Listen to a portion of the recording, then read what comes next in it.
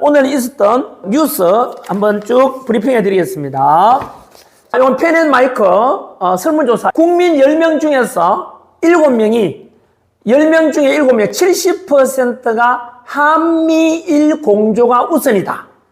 한중러 관계가 중요하다는 응답은 20%밖에 나오지 않았다. 여러분 아시죠? 이게 국민 정서입니다. 자, 이건 안보에 대해서 이거는 이재명 정부에서 혹시나 참모나 또는 보좌관이나 또는 행정관, 비서관이 이 방송 모니터 하신다면 꼭 이거 보고해 주세요. 이재명 대통령한테. 아시겠죠? 국민, 이거 설문조사입니다. 오늘 날짜에 10명 중에 70%가 한중러 관계보다는 한미일 관계가 더 중요하다라는 뉴스였습니다. 자, 그 다음 뉴스는 네, 이 대통령 미국, 일본, 중국 통화로 실용 외교 출발했다. 네, 뭐 좋습니다. 어쨌든 전쟁 안 나도록 해야 되지 않겠습니까? 저는 전쟁 나가서 이재명 정권이 붕괴되거나 저는 그런 걸 원하지 않습니다. 전쟁은 일어나면 안 되니까요. 자, 그 다음 요거는요 리시 미 상원 외교위원장이 말씀하시기를 중국은 내가 본 가장 큰 위협되는 국가다. 미국이 인식하는 겁니다. 상원 외교위원장의 이야기입니다. 알겠죠? 역시 미국이 얼마나 중국을 견제하는지를 보여주고요. 자, 그 다음에 아까 나왔던 거죠? 이재명, 시진핑 APEC 초청했다. 11년 만에. 와, 11년 만에 처음이래요. 11년 만이니까 문재인 때도 없었고 윤석열 대통령 때도 없었네. 그죠? 예. 뭐 시진핑 오는데 이거에 대해서는 모르겠습니다. 국민들이 어떻게 생각하는지는. 저는 트럼프 대통령이 왔으면 좋겠고요. 예. 자, 그 다음, 미 국무부에서 이 대통령의 리더십 속에 한미 동맹 관계가 계속 번창할 것이다. 라고 미 국무부 발표했는데, 이런 거는 뭐 긍정적인 시그널이라고 저는 봅니다. 네, 그 다음에, 매일신문에, 저희 방송에 나왔던 서명수 기자님의 말씀은, 대통령을 지켜준 법복 입은 정치인들, 무슨 말씀이냐면은, 법조인, 변호사하다가, 판사하다가 이제 뭐 한다?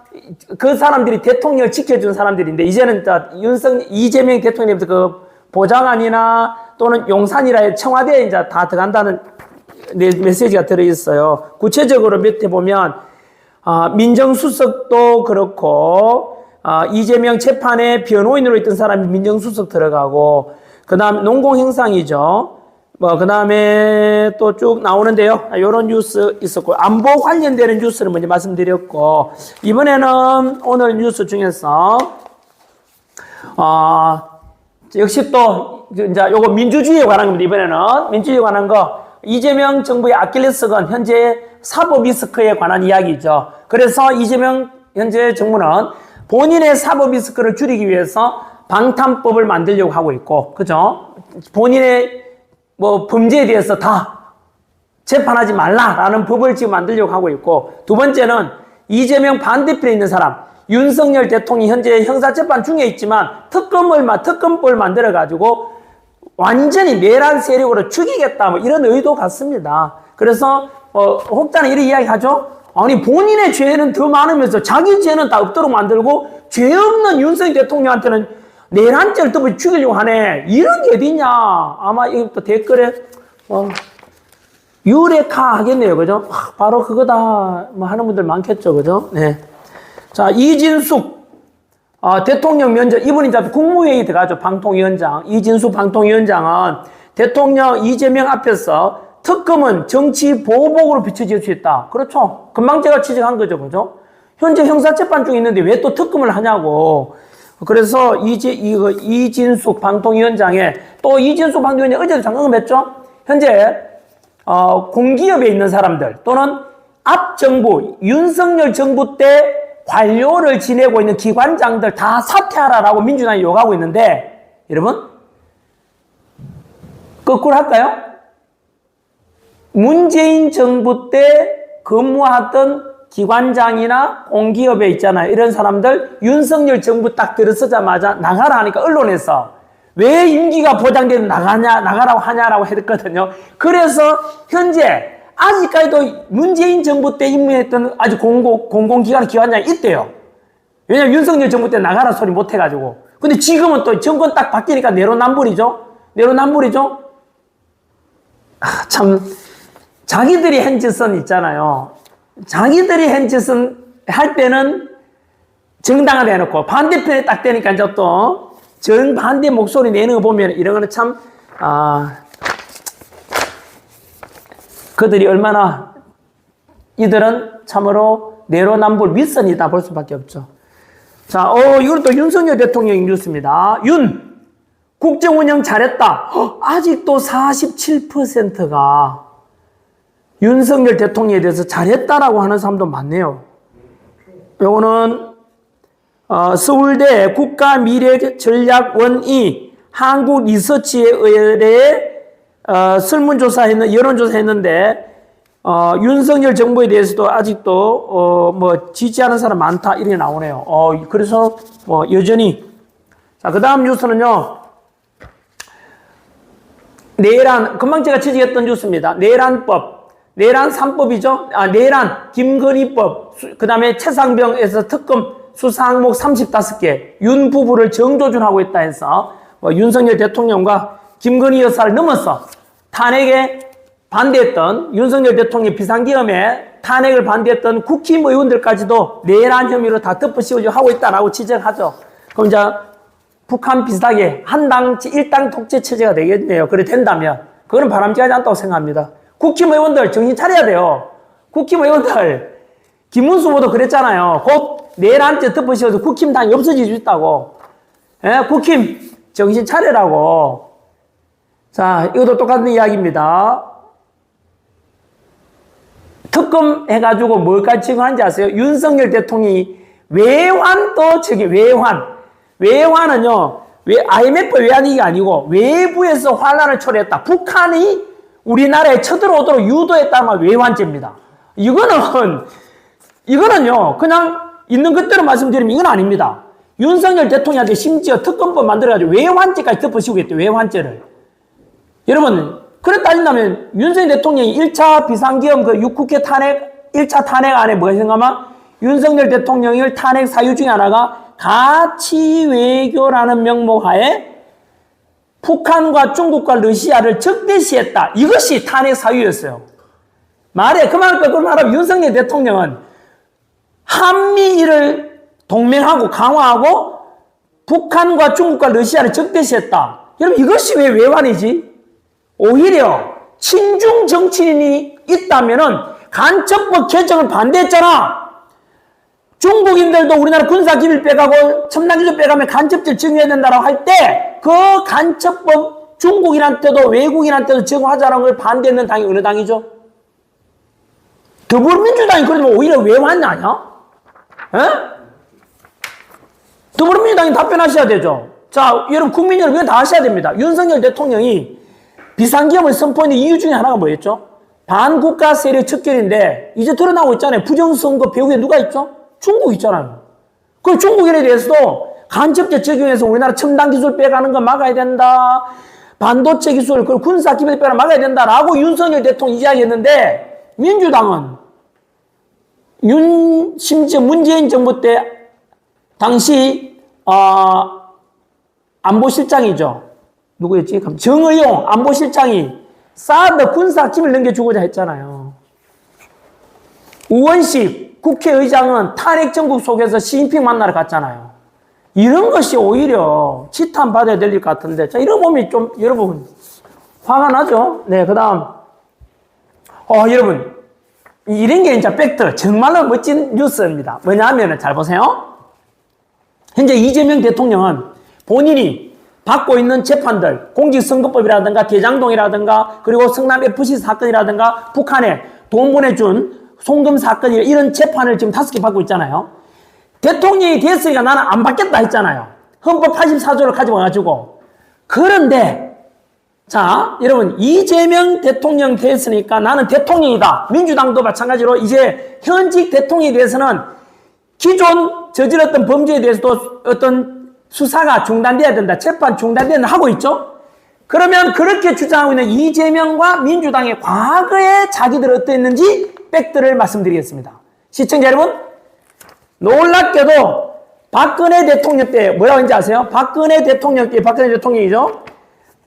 이럴 때 이재명과 표창원, 이재명이 말하기를 검사는 즉각 박근혜 대통령을 체포영장 청구하라 그랬습니다. 자, 한번 읽어드릴까요? 이런 언론인에서 저는요, 그냥 이거 뉴스에 보도되는 자료입니다. 검색하면 나옵니다. 박근혜 대통령 때 당시 이재명이 성남시장이었거든요. 성남시장 때 뭐라 했는지 아세요? 성남시장 할 때 이재명 왈. 박근혜 대통령이 검찰의 대면 조사 요청을 거부한 것에 대해 박근혜 대통령을 체포해서 강제 수사해야 된다라고 이재명이 말했습니다. 자, 이거는요, 민주당에서 또는 이재명 대통령이 답변하셔야 될 것 같습니다. 그죠? 과거에 자기는 그렇게 주장해놓고 본인이 대통령 되고 나니까 이제는 모든 재판 안 받겠다. 이거는 또 내로남불이고 윗선 아닙니까? 자, 요거는 문재인 때입니다. 문재인 대통령이 말하기를, 자, 요거는 연합뉴스 내용인데요. 2016년에 문재인이 대통령 되기 전이네요. 대통령 되기 전에 역시 박근혜 대통령 보고 문재인이 했던 말입니다. 박근혜 대통령한테 대해서 문재인 왈, 박근혜 대통령을 대통령에 대한 예우하지 말고 즉각 강제 수사해라. 한번 읽어드릴까요?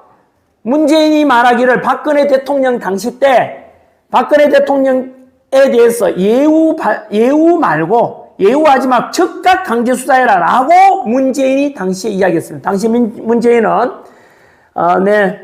더불어민주당 문재인 전 대표라고 되어 있네요. 당시에.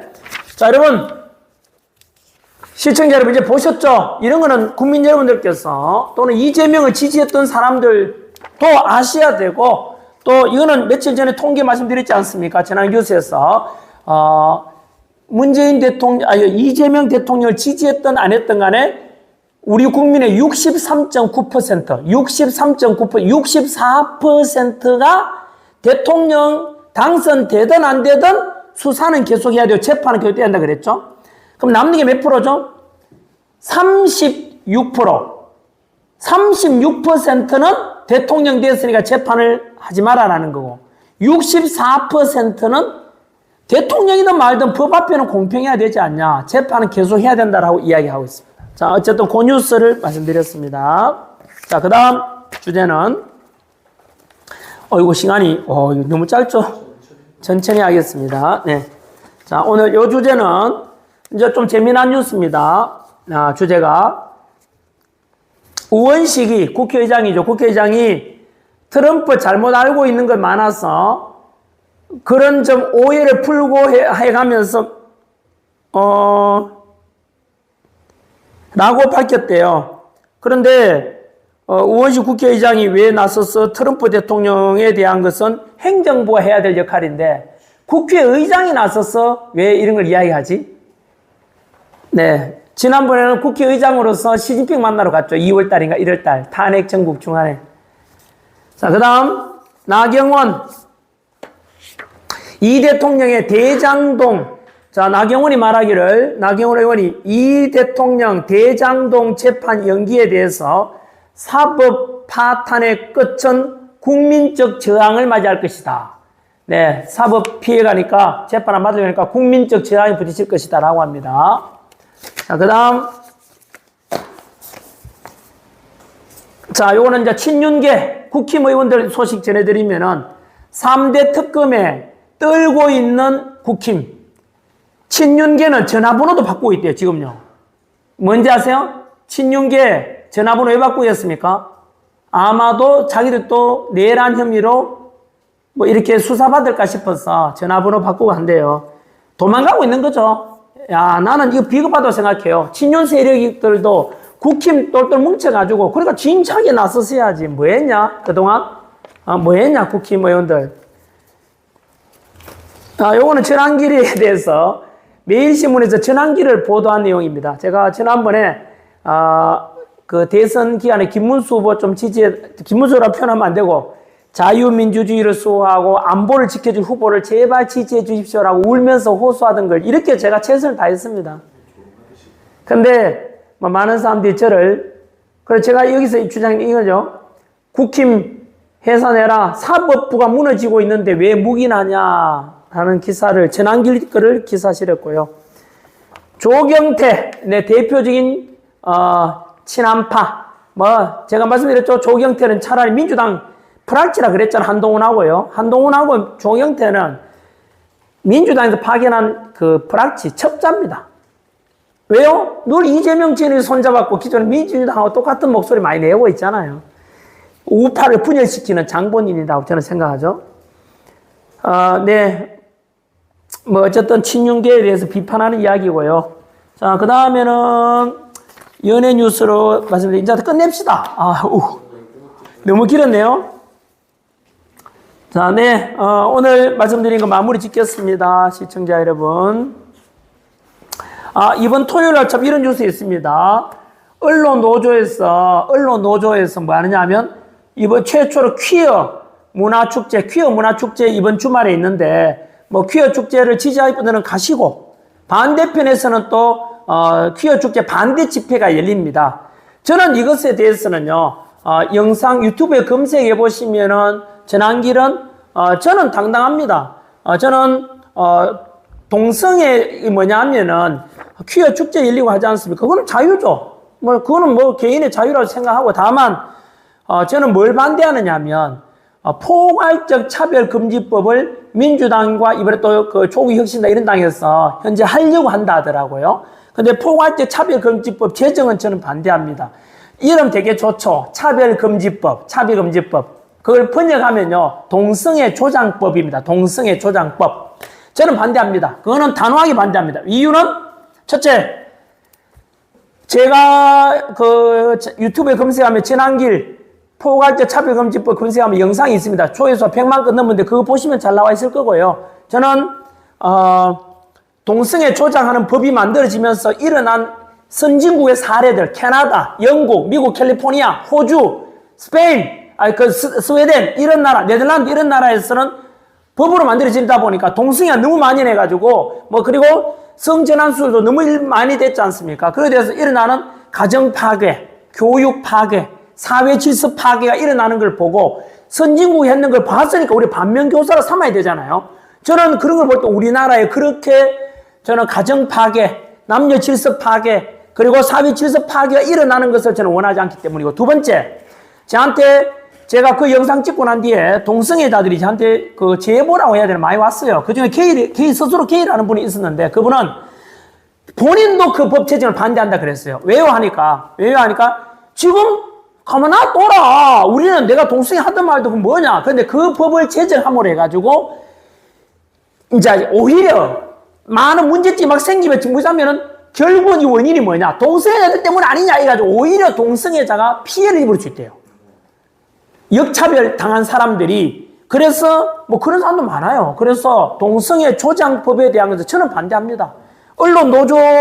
전국 언론노조에서는 찬성한대요. 전국 언론노조 계시는 분들은 가시고, 이거는 뭐 각자 존중입니다. 자, 네, 그렇게 말씀드리고, 오늘 오전에는 제가 심경의 변화가 있었다 그랬지 않습니까? 굉장히 우울했고, 오후에는 또 이렇게 미래를 대비할 줄 알아야 된다. 때를 기다릴 줄 알아야 된다. 이런 마인드를 가지니까 또 달라지더라고요. 이렇게 해서 저처럼 스트레스 받고 막 힘들다가도 원래 생각을 바꾸면 세상이 달라집니다. 세상이 달라지길 기다리지 말고 내가 달라지면 세상은 달라지거든요.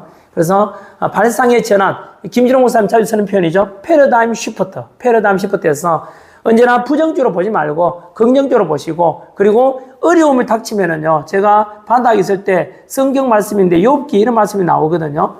그러나 내가 가는 길을 그가 아시나니 그가 나를 단련한 후에는 내가 순금같이 되어 나오리라. 쉽게 말하면 내가 지금 힘든 것을 겪고 있지만 이것은 나를 업그레이드 시키기 위한 단련하는 과정이다. 우리 쇠를 당금질 하지 않습니까? 단단하게 하기 위해서. 그렇게 보시면 좋겠습니다. 특히 2035 청년들한테 저는 한 55년 살아보니까 잘 나갈 때 배우는 것보다 힘들고 바닥에 있을 때 얻는 게 훨씬 더 많습니다.